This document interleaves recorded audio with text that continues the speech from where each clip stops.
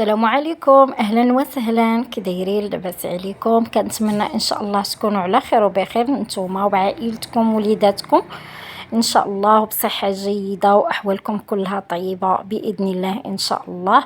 مرحبا بكم معايا في هذا الفيديو الجديد. اليوم ان شاء الله غادي نشارك معكم واحد الوصفه ديال الدجاج معمر ومحمر في الفران، ساهل وكيجي لذيذ ورائع، والطريقه ديال اللحم ديال الاعراس. بصراحه هاد الوصفات هادو سبق لي وشاركتهم معكم، ودابا غادي نشارك معكم جميع الوصفات، يعني حتى لي صالاد، حتى تكتوكه بالفلفله ومطيشه والدنجال والزعلوك وخيزو مشرمل. صراحه كيجيو لذاذين. هنايا هاد الشرموله هادي سبق لي وشاركتها معكم، غادي نخلي لكم الوصفه في اسفل الفيديو. الرابط غادي تمشيو نيشان، غادي تكليكيو على الرابط، غادي يديكم الوصفه نيشان باش تشوفوا الطريقه والمكونات. هنايا خلطت غير المكونات بيديا. فاش خدمت هذاك الدجاج سبق لي واللي شاركت معاكم، كنت طحنت المكونات في الخلاط الكهربائي في مونينكس باش جاتني الوصفه سهله. هنا صوبت على خاطري بيتو ليله كامله. كما كتشوفوا هنايا شرملت الدجاج مزيان وكنقص منه شرموله. المهم القياس ديال 4 دجاجات سبق لي وحضرته معكم كيف ما قلت لكم، غادي تلقاو الوصفه في اليوتيوب. هنايا كنشد الدجاج بلي كيغدو باش نخليه في الثلاجه، باش نط هنايا في الصباح بكري باش نوجد الغدا ان شاء الله.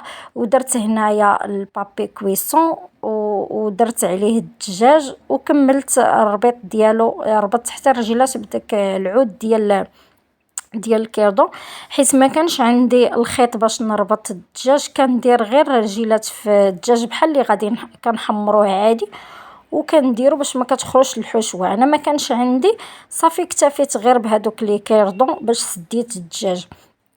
هنايا من بعد ما حتى كملت الدجاج وحطيته، عاد وانا نتفكر باللي ما درتلوش الورق الالومنيوم، وكان حيدته. عاد درت الورق الالومنيوم وحطيت عليه ورق الزبده صافي.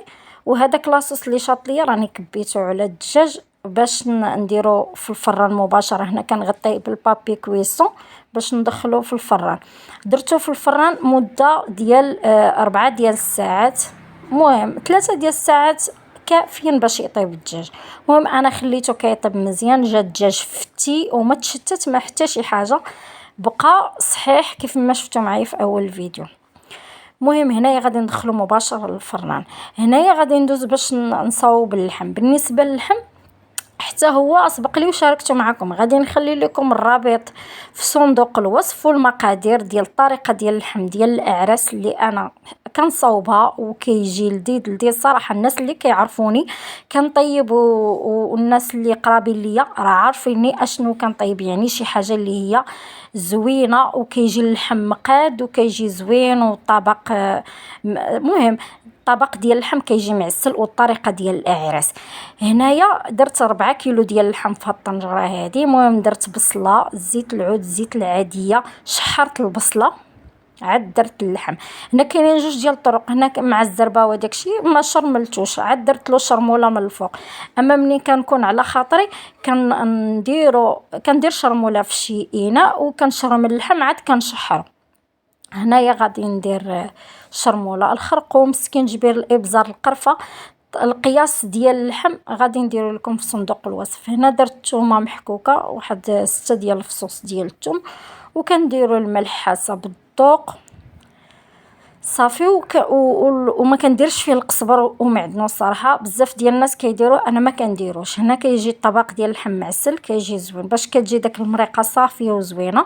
هنا غادي ندير واحد 2 معالق ديال السمن صافي، وكنشحر اللحم مزيان في داك الشرموله، ما كندير له لا ملح حتى شي حاجه صافي. اللحم اصلا كيطلق شويه ديال الماء مع البصله.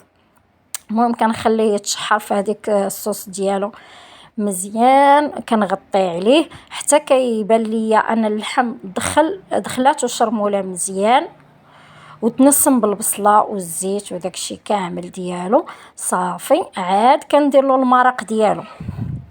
المهم هنايا غطيته حتى يتشحر مزيان، هانتوما كما كتشوفوا كنبقى نقلبو مره كنبقى ندير له. المهم انا غادي نخلي لكم الرابط في صندوق الوصف ديال القياس ديال اللحم في سميتو في صندوق الوصف. غادي نخلي بالطريقه ديال الاعراس، واخا ديروا غير كيلو ديال اللحم غادي يجيكم بحال ديال العراسات، كيجي لذيذ كيجي لذيذ بزاف، وكتجي المريقه ديالو واقفه ومعسله. المهم هنايا حركته مزيان صافي، غادي نخليه حتى كما قلت لكم حتى كيتشحر مزيان، عاد كندوز باش كنمرقو. المهم هنايا عاود غطيته، المهم مره كنبقى نحركو حتى كنحس باللحم انه تشحر والشرموله دخلت فيه مزيان. صافي هنايا درت الماء سخون، ممكن تمرقوا غير بالماء عادي، انايا غير مع باش يطيب ليا دغيا درت له الماء سخون صافي حتى كنغطي اللحم صافي، كنخليه يطيب على خاطر وكنسد عليه حتى كيطيب. ملي كيطيب اللحم حتى الاخر عاد كندير له شويه ديال العسل.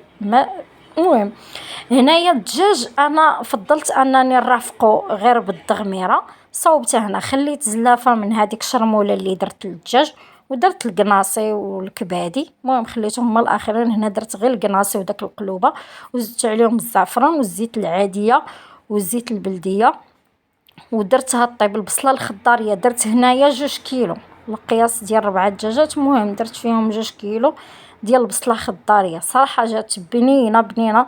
المهم هنايا كنخلطها، ما غنضيف ليها لا ماء لا حتى شي حاجه، غادي نخليها طيب على نار مهيله. هنايا كنشحرها، البصله اصلا كتطلق الماء صافي، كنخليها طيب غير في هذيك الزويته والماء ديالها. هنايا كما كتشوفوا راه تشحرات مزيان، وكنبقى نحركها كل مره كنبقى نحركها صافي. غادي نغطيها هنايا وغادي نخليها. هنايا درت خيزو يتفور، خيزو نقيته غسلته قطعته درته يتفور. هنايا درت الباربه تسلق صافي، والفلفله شلاضه ديال التكتوكه غادي كنشوي الفلفله من بعد ما كنغسلها مزيان، وكنشويها في البوطه، والدنجال حتى هو كنغسلو مزيان وكنشويه صافي، ومطيشه حتى هي كنشويها. هنايا من بعد ما نقيتهم وهذا ما كنغسلهمش، ما كنعاودش نغسلهم، يعني ملي كنشويهم كنديرهم في بلاستيكه او علبه وكنقيهم، من بعد كنقطعهم مباشره. درت ليهم غير الفلفله حاره السودانيه مطحونه، والقزبر ومعدنوس مقطعين، والثومه والملح حسب الذوق صافي. هادشي باش كنشحر المكونات، كيجيو لذاذين صراحه. جربوا هاد الطريقه هذه، كاينين بزاف الناس اللي كل واحد وطريقته، مي انايا كنقترح عليكم هاد الطريقه، جربوها وردوا عليا الخبر. هنايا الزعلوك كما قلت لكم درت نقيته ما غسلتوش صافي، ودرت له السودانيه وزيت العود وزيت العاديه والثومه محكوكه والحار مطحون صافي، والملح حسب الذوق كنشحرو. هنايا كما كتشوفوا معايا الدجاج من بعد ما طاب الصراحه على خاطرو، دخلته يعني 8 جبدته مع ديك جويه ل 11 ونص.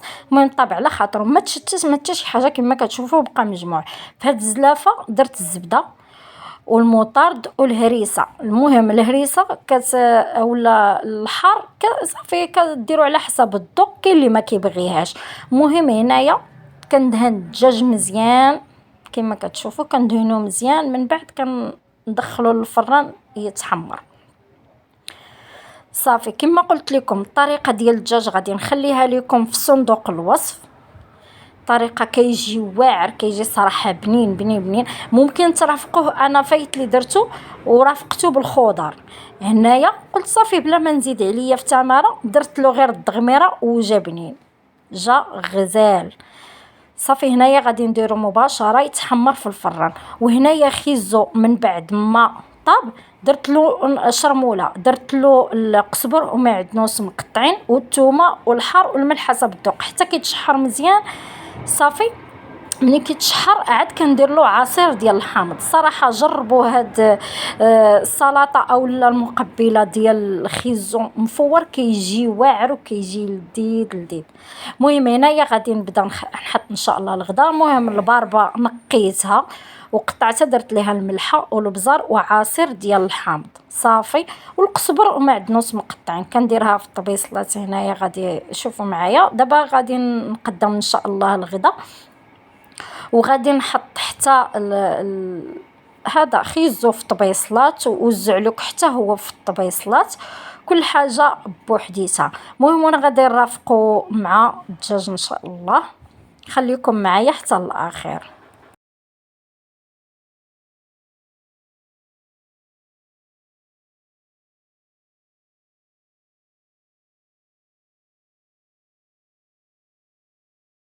مهم من بعد ما قضيت الطبيصلات ديالي، هانتوما كما كتشوفوا الصراحه هاد السلطات كيجيو غزالين، جربوهم. هنايا الدجاج من بعد ما تحمر كما كتشوفوا صافي حطيت قدمت الغدا للضياف ديالي. مهم كنشكرهم بزاف، شكروا الطياب. وشوفوا معايا الصدر ديال الدجاج كيجي فتي وكيجي طايب وكيجي زوين. هنايا خليت صافي ما قدروش ياكلوا ما قدرنا الصراحه، شبعنا منين كلينا لي صالاد وداك الشيء. خليت اللحم حتى لغد لي، المهم درتو في الكونجيلاتور، ما قديناش نتعشى، درتو في الكونجيلاتور حتى لغد لي. في الصباح جبدتو وخليته يتطلق على خاطره. من بعد قدمت معاه هاد لي صالاد الزعلوك والطريقه ديال الخيزو والفلفله تكتوكه ديال الفلفله ومطيشه، وقدمت معاهم حتى لي صالاد البصله مطيشه الخس، درت له الخل الفينيغريت الخل الملحه البزار زيت العود صافي وكنديرهم من الفوق. هنايا حطيت ليهم الغدا، هانتوما كتشوفوا الطبله كيفاش جات. صراحه جات الماكله بنينه، وجاو هاد المقبلات جاو واعرين واعرين. واللحم هانتوما واخا يعني بات في الكونجيلاتور وبقى مقاد، خليته في الطنجره ودرته في الكونجيلاتور ما ترون ما حتى شي حاجه. هانتوما قدمته مع البرقوق اللي طايب مع شويه ديال السكر والقرفه وشويه ديال الزهر درت له. هانتوما كما كتشوفوا اللحم طايب وجا زبده وجا في نفس الوقت معسل وجا لذيذ والمريقه صافيه. وهكا كنكون وصلنا نهايه ديال الفيديو. كنتمنى ان شاء الله يكونوا عجبوكم هاد الاطباق اللي رافقت مع الدجاج واللحم، وتجربوهم وتردوا عليا في التعاليق ديالكم. شكرا لكم بزاف على المشاهده، بسلامه عليكم ونشوفكم في لا فيديو الجايه ان شاء الله. باي باي.